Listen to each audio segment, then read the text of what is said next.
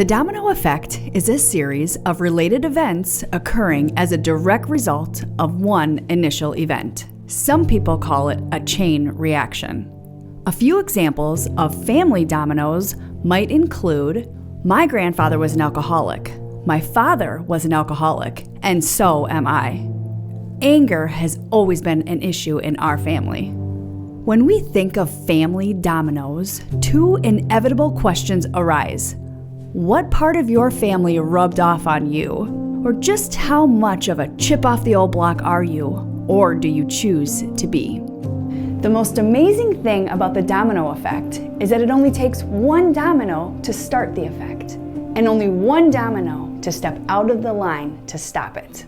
Imagine how different your life would be today if your parents had made some different choices when you were a kid. Yes, you can affect the domino effect. The Bible has more than 200 references to the word choose.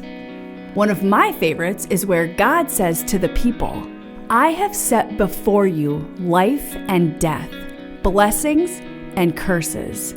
Now choose life, so that you and your children may live."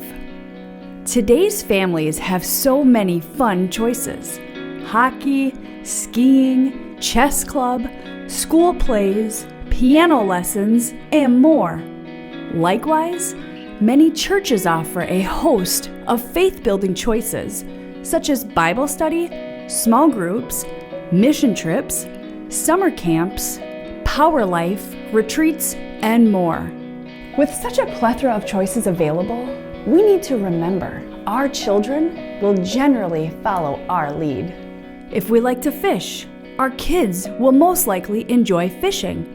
If having a relationship with God is visibly important to us, having a relationship with God will likely be important to them.